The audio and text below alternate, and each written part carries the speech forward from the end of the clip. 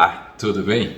Estamos de volta aí com mais um episódio, mais um tema interessante no canal Tem Cura, papo aberto com neurologia, entendendo o teu cérebro. Então veja só, hoje o tema vai ser interessante, acredito que muitos vão se identificar, que é o tema sobre insônia. Quantas pessoas nesse Brasil nosso, falando só de Brasil, já não sofreram alguma vez um período de sua vida com insônia e quantos estão sofrendo para conseguir ter uma boa noite de sono? É interessante falar, já que a gente falou que alguma vez você já não pode ter tido uma insônia num período de sua vida, de que cada 3 pessoas, pelo menos uma, vem sofrendo de insônia. Olha só, de cada 3 pessoas, pelo menos uma, vem sofrendo de insônia. Aí você me pergunta assim, mas o que é insônia? A insônia, na verdade, é o que? É uma disrupção, uma dificuldade de você conseguir ter um sono efetivo e tranquilo. É aquela velha história, dormiu que nem um bebê. Dormiu bem e acordou bem. Aí já começa a perceber que você tem algo muito mais do que só dormir, deitar e dormir. É o dormir bem. Então quer dizer que a pessoa pode dormir mal? A gente escuta quantas pessoas de manhã falando dormir mal, durmo mal, não consigo relaxar, não consigo descansar, acordo cansado, parece que eu deitei e não preguei o olho. Então você começa a entender já que a insônia é algo sério, que traz problemas no seu dia a dia, e você começa a perceber alguns fatores que vão, em virtude da insônia, afetar o comportamento, o bom funcionamento dessa pessoa no dia a dia. E todo mundo sabe aquela história, até brinca, faz piada.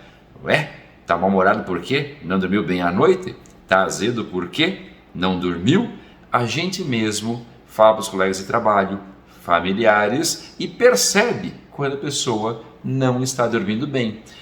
Então isso quer dizer que eu não dormir bem afeta o dia a dia? Com certeza, e você com certeza tem em casa alguém que é assim, ou já foi assim, ou está passando por uma fase ruim da sua vida e não está conseguindo dormir.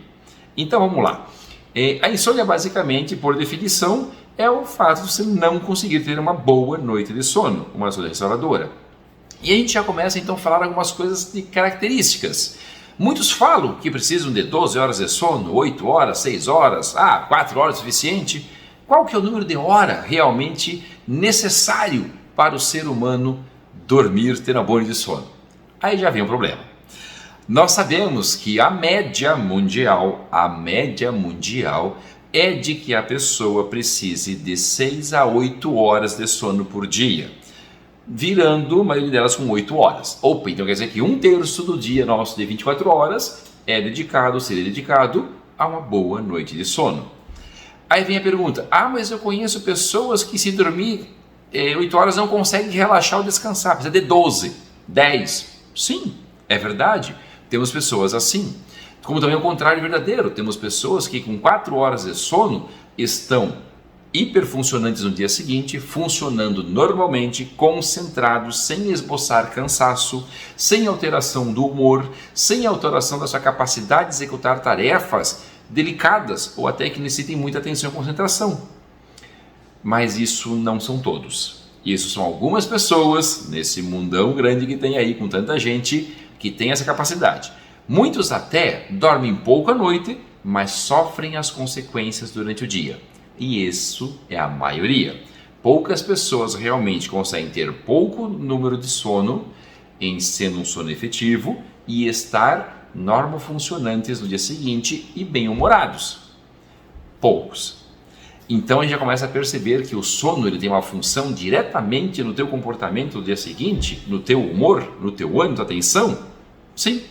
Nós sabemos também que quando você não dorme, você tem uma capacidade reduzida de atenção e concentração e de gravar informações novas, ou seja, estudar. Por quê? Está cansado. Lembra aquela história que você dá aquela famosa pescada quando está lendo alguma coisa? Ou na escola, ou no curso, ou na faculdade, ou num curso técnico, curso de formação, um curso profissionalizante, ou mesmo um vídeo curso na internet, você acaba dando aquelas pescadas e não grava, de tão cansado que você está. Então, quer dizer que para ter um aprendizado efetivo, olha só, gente, vamos falar de aprendizado de novo, falamos em outras ocasiões, você precisa ainda de quê? De ter um sono bom, um sono efetivo.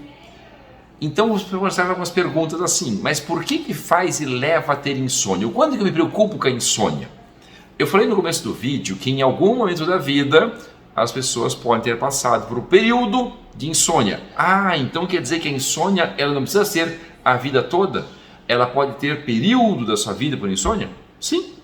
Talvez a pessoa sempre teve um bom padrão de sono, de repente ela passa por uma situação de estresse importante, de ansiedade importante, dificuldades, preocupações, né?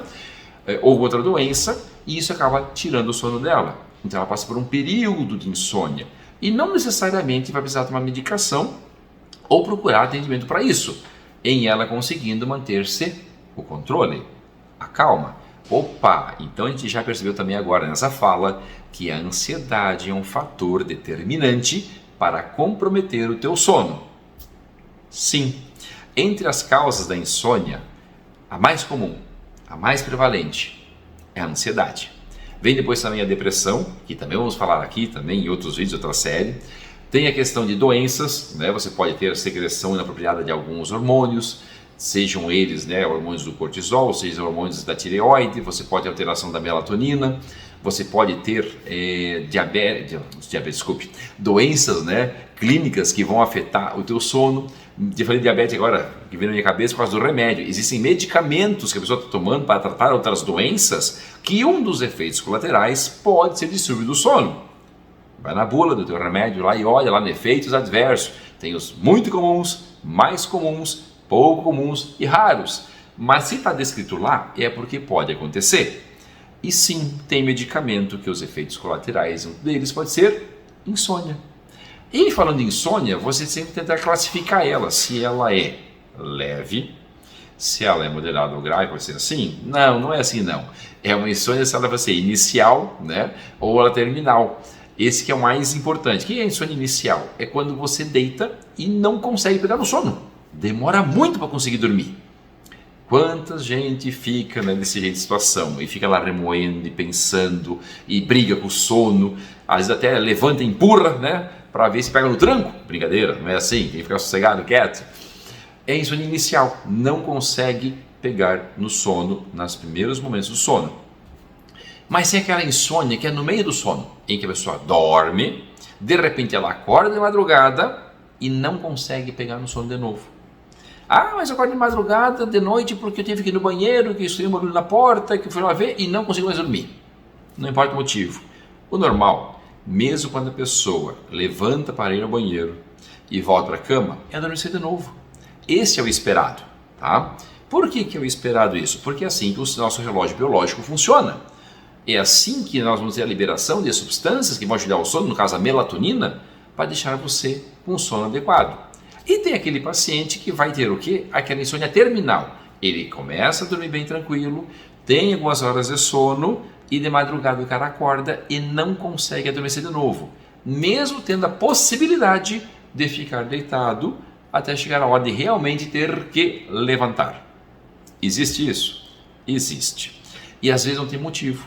Você nem levantou bem no banheiro, não estou nenhum barulho na janela nem na porta, nada. Ele simplesmente acorda. Então agora vamos conversar do que a gente pode entender são os fatores, né, que podem realmente levar a ter essa insônia. Como eu falei agora há pouco, o mais comum é a ansiedade. Até parece que esse mundo não está ansioso. Então você vai entender também que eu falei no comecinho. 1 em cada 3 pessoas tem insônia, ou já tiveram um período da sua vida com insônia, ou estão lutando com insônia. E aí você percebe, entende, como se está vendendo hoje nas farmácias desse mundão remédios para dormir e remédios para a ansiedade. Nós vivemos uma época recentemente em que esse medo e a ansiedade exacerbou-se. Passamos uma pandemia em que o choque de informações, você não sabia o que era realmente de fato acontecendo, perguntas que não foram respondidas ainda, mas naquela época, quando houve, né, o lockdown, em que parou-se o mundo e por algumas semanas nem avião decolou, nunca se viu isso, né, na vida moderna, mas olha como aconteceu isso, e quantas pessoas presas dentro de casa, não podendo sair, Não era por nevasca, não era por perda de terremoto aberto, nem maremoto, mas por doença. E uma preocupação, por medo. Quantas pessoas acabaram tendo insônia nisso, por ansiedade? Mas nós também sabemos que a consequência disso no psicológico das pessoas foi importante, foi maior. Então nós estamos vendo hoje algo um pouco mais importante e mais sério, que é a manifestação de ansiedade e trazendo outros distúrbios. Ah, não tinha ansiedade antes? Claro que tinha, sempre teve. Quantos pacientes nós tratamos por ansiedade vindo anteriormente e já com insônia? Mas os estudos sobre o sono avançaram muito. Avançaram como? Por um tempo não se dava bola para a questão do sono. Nós estudávamos na faculdade, nos cursos, a respeito da fisiologia do sono, mas quando se inventou um aparelho, um equipamento, um exame, que é a polissonografia, nós começamos a entender melhor a questão do sono. Você deve ter ouvido falar que algum parente, um conhecido, alguém comentou, ou mesmo em filmes, sobre distúrbios do sono. Não só insônia, mas a questão pessoal, do ronco, a apneia do sono, a pessoa que se mexe demais à noite, apenas das inquietas, né, que se mexe bastante, que acaba atrapalhando o sono do companheiro, da companheira, a questão do sonambulismo, a questão do terror noturno, a pessoa não conseguir, né, às vezes assim, acordou e não consegue se mexer. Então todos os distúrbios de sono que nós conhecemos têm um nome, a gente chama de parassonias. Então você vai ter que investigar isso. Então olha que interessante, vem o paciente no consultório, queixa de insônia, não dorme, mas nós, neurologistas, começamos a pensar, mas o que está acontecendo? É só insônia ou tem algum distúrbio, uma doença por trás? O contrário também é verdadeiro quando você vê que o paciente durante o dia ele pode ter o prejuízo das suas atividades laborativas, do trabalho, ou mesmo comportamentais, ou do humor em decorrência da falta de sono, não dormir, ou tem alguma outra situação. Por exemplo, quantas pessoas já ouviram falar aquela história que o cara dormiu no volante? Ou então o cara está trabalhando, nada, vai ter um ataque súbito de sono, e o cara dorme. Existe isso? Existe, né? É aí que nós vamos, né, procurar entender se a pessoa tem aquela narcolepsia, catalepsia, para tentar ajudar o paciente, para evitar acidentes.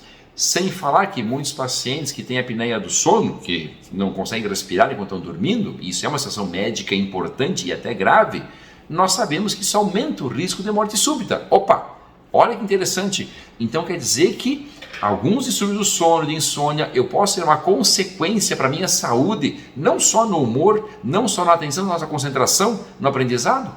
Sim, você pode, em algumas situações específicas, não tão comuns, levar inclusive até uma morte precoce. Puxa vida! Então não dormir bem é um leque muito maior, com certeza. E é isso que nós vamos conversar nessa série sobre insônia.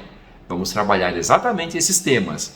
As principais causas, vamos buscar entender o que faz para fazer o diagnóstico correto e vamos entender como a gente faz para tratar esse quadro. E assim vamos conversando. Segue a gente, compartilha e vamos entender nosso cérebro. E aquela pergunta que fica: tem cura?